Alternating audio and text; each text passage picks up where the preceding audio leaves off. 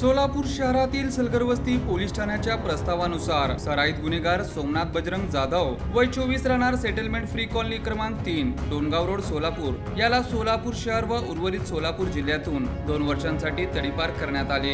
पोलिसांनी दिलेल्या माहितीनुसार सोमनाथ जाधव याच्या विरुद्ध सन 2022 ते 2025 या कालावधीत दंगल घडवणे, मारामारी करणे, सरकारी कामात अडथळा आणणे, जबरी चोरी करणे तसेच नागरिकांमध्ये दहशत निर्माण करणे यासारखे गंभीर स्वरूपाचे गुन्हे दाखल आहेत।